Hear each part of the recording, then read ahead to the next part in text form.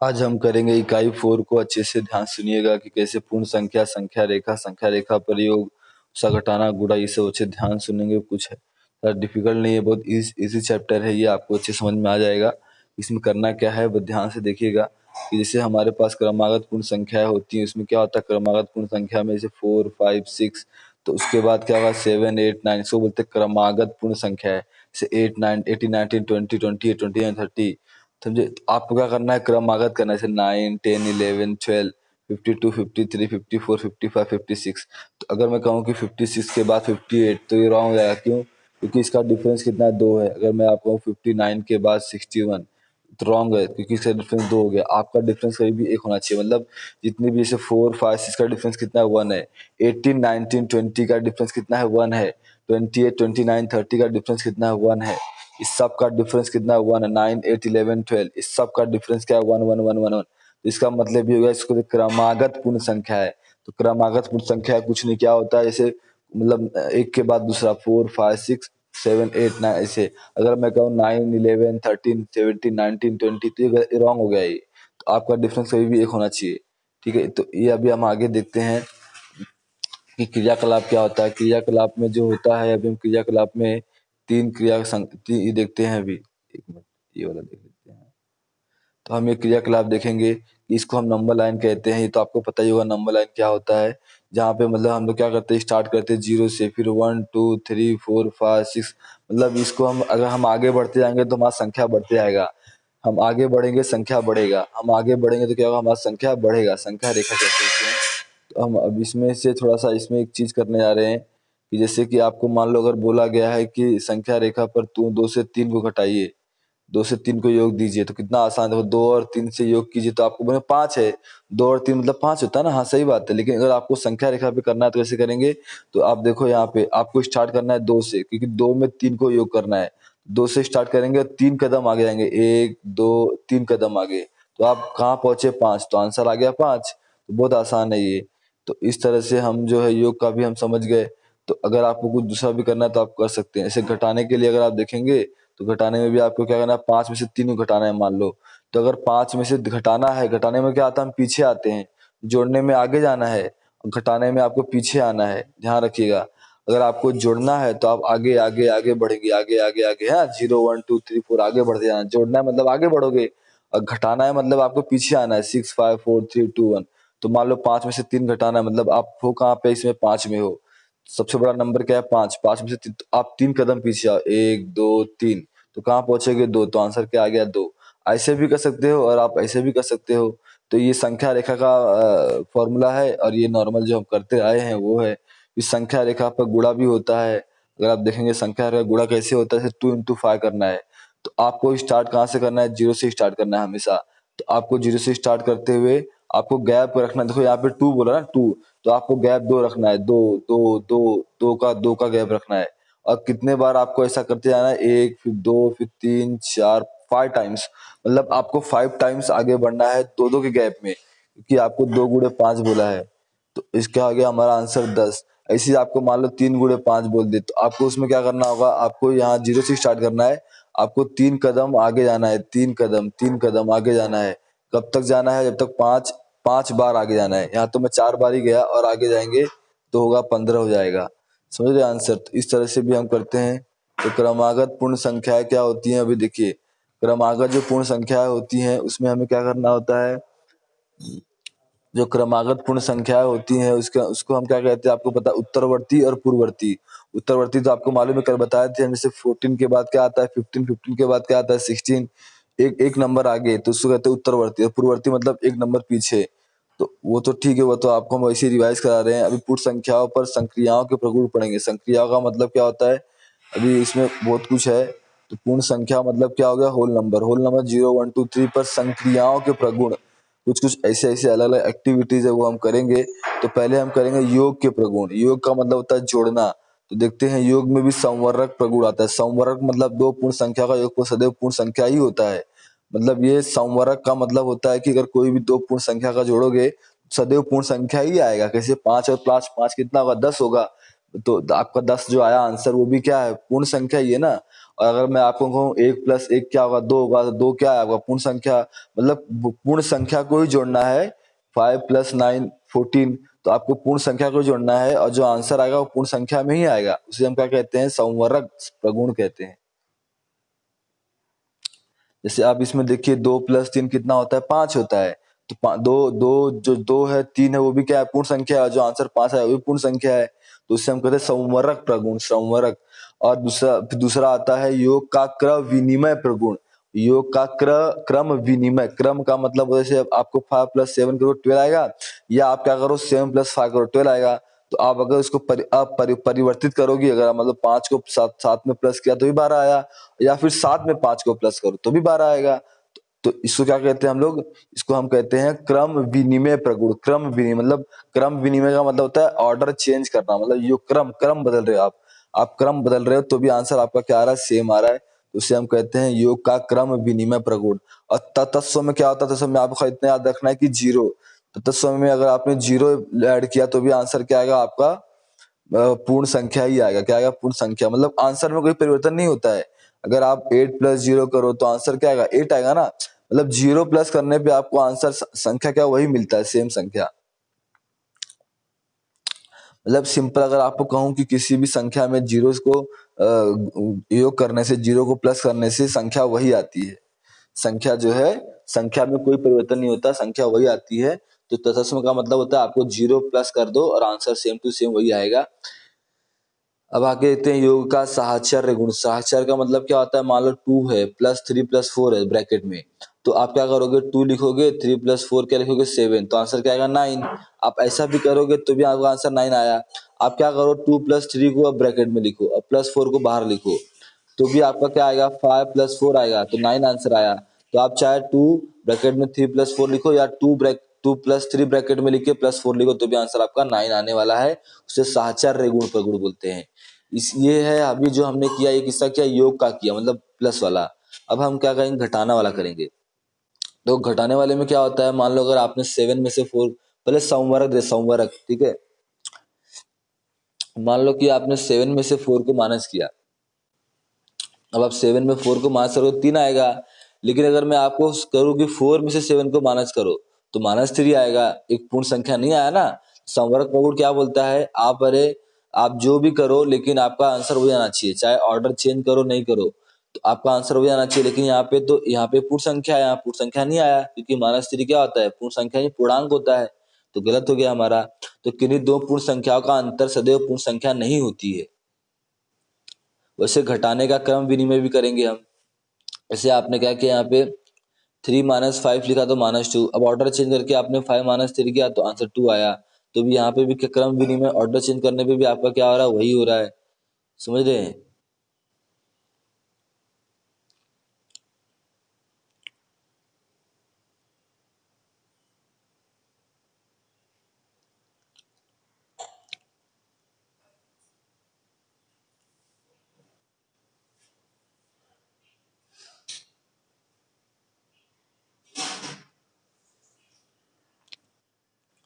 अब हम आते घटाने में शून्य की तत्समकता। मतलब ये क्या हो गया, इसका मतलब 5 - 5 क्या होगा, 0 होगा, एक पूर्ण संख्या हो गया।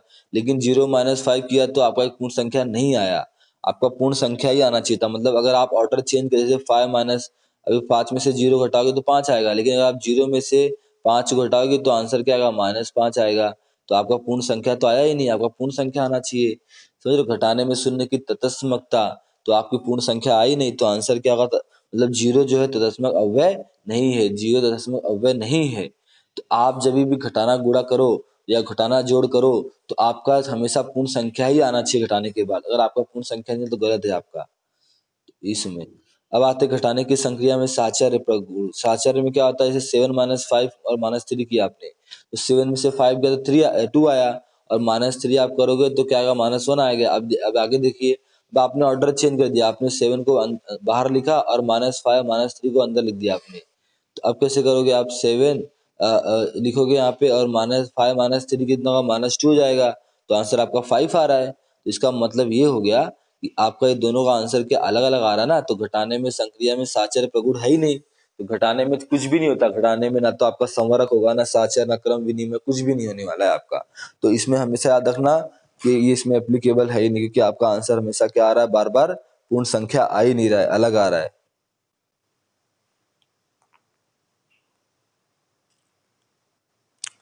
अब गुणन गुणन में देखो, तो गुणन में आप क्या देखेंगे, पूर्ण संख्या में गुणा के प्रगुण, जैसे गुणन का संवरक प्रगुण क्या होता है, जैसे 2 इंटू 5 10 करेंगे आप, तो 6 इंटू 3 18 करेंगे, 7 इंटू 5 35 करेंगे, तो इसे कहते हैं संवरक प्रगुण, मतलब आपका पूर्ण संख्या। तो देख आपने क्या लिखा है यहाँ पे, दो पूर्ण संख्याओं को आपस में गुणा करने पूर्ण संख्या प्राप्त हो रहा है कि नहीं।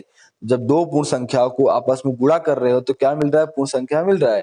तो 2 इंटू 5 क्या होगा 10 हो गया, 3 इंटू 6 क्या होगा 18 हो गया, 7 इंटू 5 क्या होगा 35 हो गया। तो आंसर जो है आपका पूर्ण संख्या में ही आ रहा है, पूर्ण संख्या में ही आ रहा है, और आप जो गुणा कर रहे हो भी पूर्ण संख्या ही है, पूर्ण संख्या ही है, समझ रहे हो कि नहीं। तो हमेशा ये याद रखना है कि मतलब गुणन का संवरक प्रगुण होता है, गुणन का संवरक प्रगुण होता है, ठीक है, ये याद रखिएगा।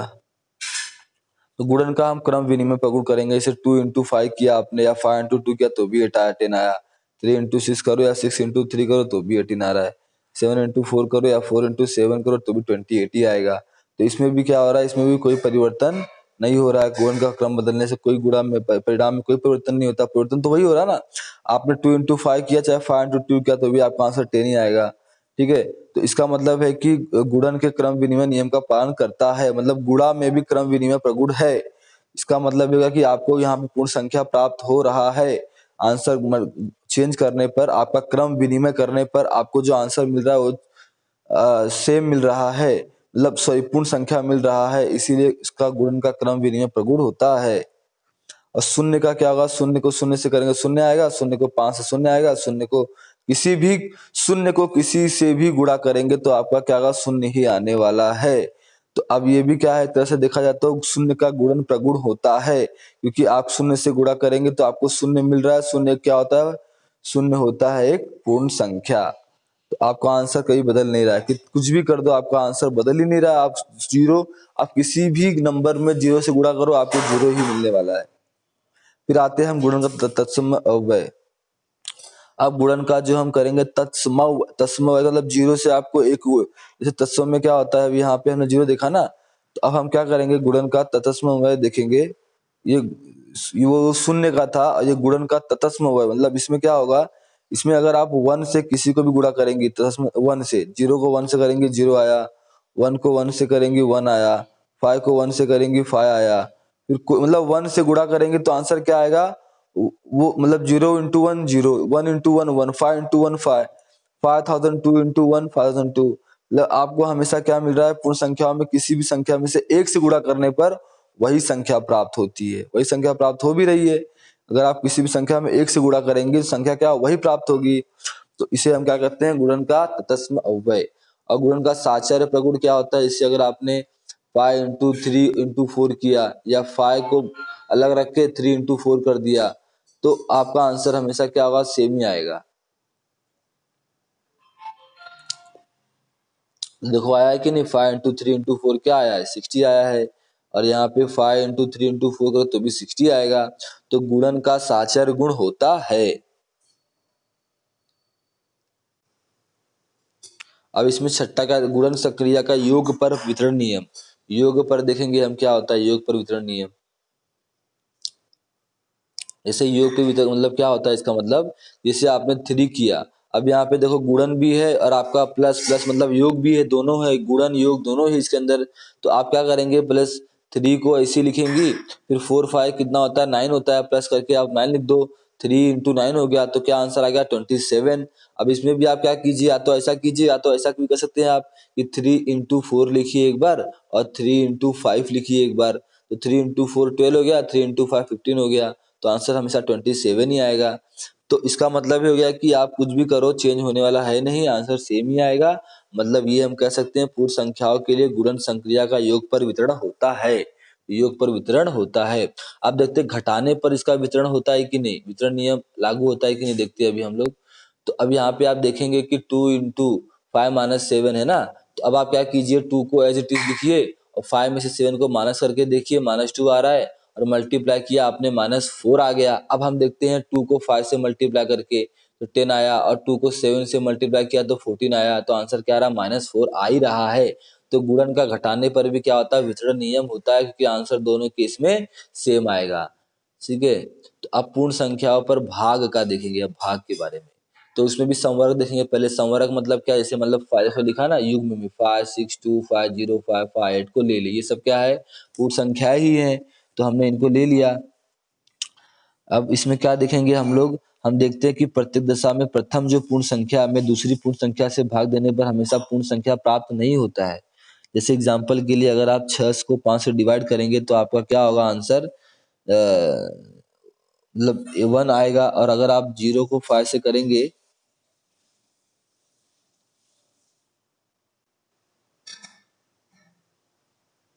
जैसे कि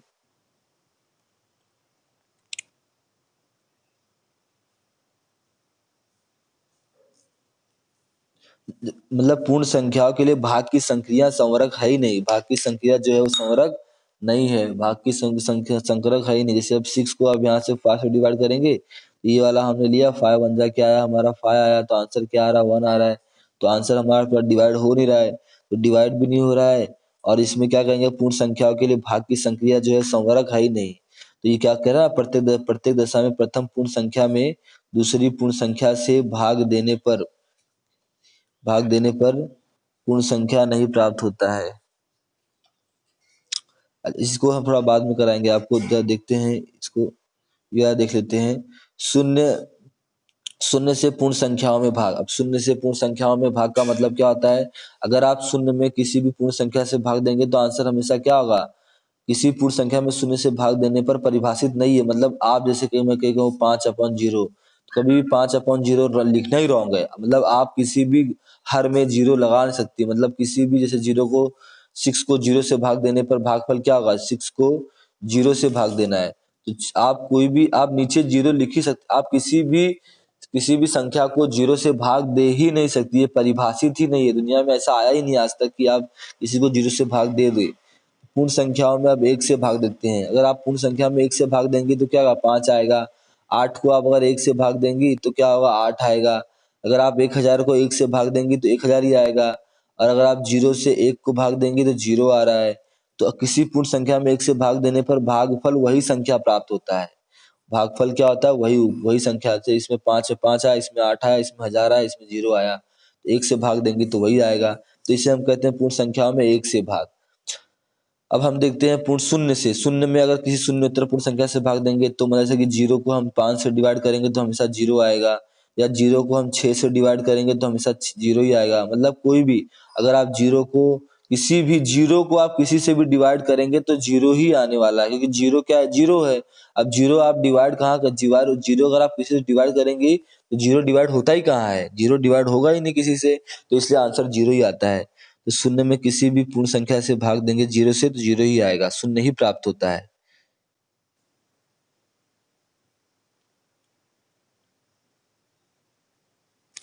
तो हो गया हमारा यहाँ पे। अब हम देखें किसी भी शून्य उत्तर में, अगर आप किसी भी शून्य उत्तर पूर्ण संख्या में उसी शून्य उत्तर पूर्ण संख्या का भाग देना। जैसे एग्जांपल के लिए आपने इसी को इसी से ही डिवाइड कर दिया, मतलब आपने 5002 को ही 5002 से डिवाइड कर दिया है ना। 5002 को ही आपने 5002 से डिवाइड किया तो 1 आया, 5 को 5 से डिवाइड किया तो 1, मतलब सेम नंबर है और सेम नंबर से डिवाइड करो तो हमेशा आंसर क्या आएगा, 1 ही आएगा। शून्य उत्तर का मतलब होता है शून्य के बाद, जैसे 1 2 3, तो अगर आप डिवाइड करोगे तो आपको आंसर सेम टू सेम वही मिलने वाला है, कोई अलग आएगा नहीं। अब हम एग्जांपल देखते हैं, सारे एक एक करके एग्जांपल देखेंगे। अब यहाँ पे क्या बोल रहा है ये, कि संख्याओं में 20 2000 1 5 7 की क्रमागत संख्या बताइए। देखिए ऐसे तो क्रमागत संख्या इसमें है ही नहीं, क्योंकि अब क्रमागत संख्या का मतलब क्या होता है, आपका 20 के बाद हमेशा 21 होना चाहिए, 21 22 होना चाहिए, मतलब एक एक का गैप होना चाहिए। लेकिन यहाँ पे 20 के बाद फिर 700 5000 1001, ये भी लिखना रॉन्ग है। अच्छा, अगर अगर मान लो कि इसका उत्तर आपको दिया है कि 20 के बाद आपको 700 लिखना है, क्रमागत का मतलब होता है 700, फिर उसके बाद आपको 5000 लिखना है। अगर ऐसा आपको दिख रहा है कहीं पे आंसर तो ठीक है, लेकिन मेरे हिसाब से इसका ये आंसर होना नहीं चाहिए इसका, क्योंकि ये क्वेश्चन ही गलत है। उसके बाद हम आते हैं निम्नलिखित प्रश्न में रिक्त स्थान की पूर्ति कीजिए। अब हम इसकी रुद्ध स्थान की पूर्ति करते हैं। 0 में अगर आपको +5 करेंगे तो आपको हमेशा 5 ही मिलने वाला है। आपने अभी देखा, हमने योग का हमने किया था कि 0 में कुछ भी नंबर करो तो 0 ही होगा, सॉरी वही सेम नंबर आएगा, 5 ही आएगा। तो इसे हम क्या तत्सम कहते हैं, मतलब योग का तत्सम अव्यय या गुणन।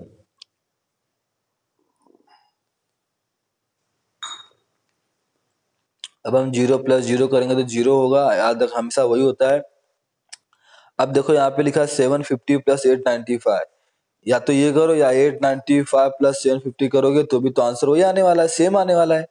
हमने देखा था कि योग वाले में आप कुछ भी कर लो आंसर हमेशा सेम ही आता है।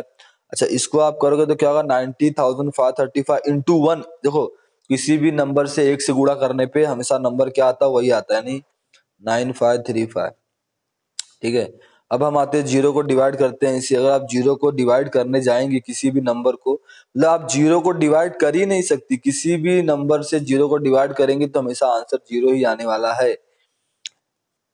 ठीक है, अभी इसको इसको हम बाद में देखते हैं, पहले आगे ये दोनों को हम बाद में देखेंगे। ठीक है, ये वाला देखते हैं हम लोग। संख्या जो 5044 ना की परिवर्ती संख्या, मतलब एक नंबर पीछे आ जाओ, यानी 5040, सॉरी परवर्ती मतलब आगे जाना है, परवर्ती मतलब आगे, पूर्ववर्ती मतलब पीछे। तो परवर्ती मतलब एक नंबर आप आगे चले जाओ, तो उसके बाद क्या होगा, 504 100, ये आंसर है इसका। और पूर्ववर्ती में क्या होगा, पीछे आना है, यानी इसका आंसर क्या होगा, ये होगा।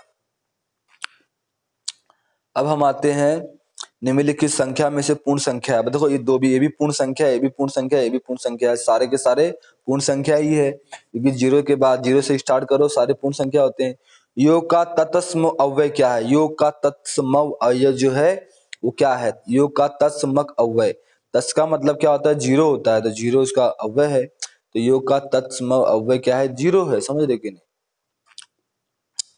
यदि 3 + 3 = 6 है तो निम्नलिखित किस नियम का पालन करते हैं।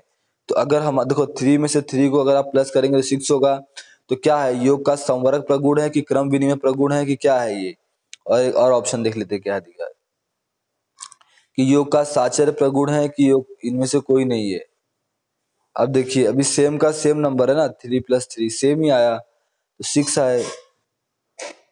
ऐसा तो हमने कभी कुछ किया नहीं ना, योग हमने ऐसा कुछ किया ही नहीं है।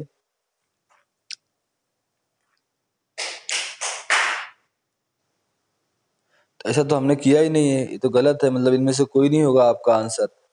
फिर 3 × 4 + 5 का मान बराबर है, 3 × 4 + 5 का मान बराबर है किसके, तो ये देखो ये इसका आंसर है। कैसे, आप 3 × 4 लिखिए, फिर आपको यहाँ पता है यहाँ पे प्लस है मेरा, तो प्लस लिख के 3 × 5 लिख दीजिए, मतलब एक को एक बार आप 3 से 4 को गुणा कीजिए और एक बार 3 से 5 को गुणा कीजिए, तो हो गया आपका आंसर।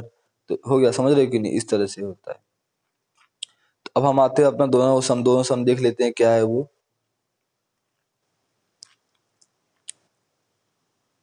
अब देखिए क्वेश्चन नंबर जो 3 है, a - b - c a - b - c, जहाँ a b c पूर्ण संख्याएं हैं। क्या है, a b c पूर्ण संख्याएं, संबंध सत्य सत्य होता है। तो देखिए अभी यहाँ पे क्या कह रहा है ये, हाँ सत्य तो, अच्छा यहाँ पे देखिए माइनस लिखा हुआ है, नहीं नहीं, हाँ माइनस में भी सत्य होता है, माइनस में सत्य होगा पूर्ण संख्या है। नहीं, मानस में सत्य नहीं होगा, मानस में कोई भी चीज सत्य नहीं होती है, कोई भी इसमें, अरे न तत्सम ना होगा ना कुछ नहीं होगा। आपको हम दिखा देते हैं यहाँ पे कि मानस में कभी भी कुछ भी करेंगे तो आपको आंसर सेम आने वाला है नहीं।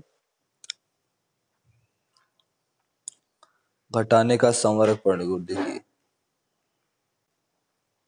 देखो घटाएंगे तो आपका संवरक प्रगुण एप्लीकेबल नहीं है, क्रम विनिमय एप्लीकेबल नहीं है, शून्य भी एप्लीकेबल नहीं है, साचर्य भी जो है एप्लीकेबल होने वाला है नहीं। ये साचर्य प्रगुण था जो हमने किया अभी तक, वो साचर्य प्रगुण है, लेकिन एप्लीकेबल होगा नहीं। माइनस में कुछ भी एप्लीकेबल नहीं, तो जब घटाएंगे ना, घटाने में ना साचर्य है न साचर्य है, ना तत्समक है, ना शून्य का गुणन, सॉरी 4 कौन,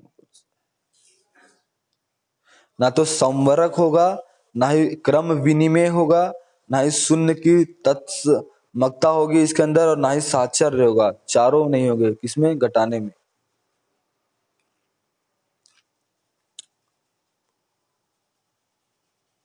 तो हमारा ये आंसर जो है गलत है। ये संबंध से सत्य होता है? नहीं, तो नहीं होता है। तो क्या दो विभिन्न शून्य उत्तर पूर्ण संख्याओं ए बी के लिए सही है? ये देखिए अभी क्या कह रहा है ये क्या कह रहा है, ए तथा बी के लिए, मतलब ए से अगर आपको, जैसे ए भागे बी है, इसको प्लस बी, तो क्या ए आएगा? नहीं, ए नहीं आएगा, गलत हो गया, ये ए आएगा ही नहीं आपका। क्यों? क्योंकि अभी आपको इसमें बी को भी तो प्लस करना है, ए संभव है ही नहीं। ठीक है, तो हमारा ये हो गया। अभी आप इसमें कुछ भी डाउट हो आप पूछिएगा।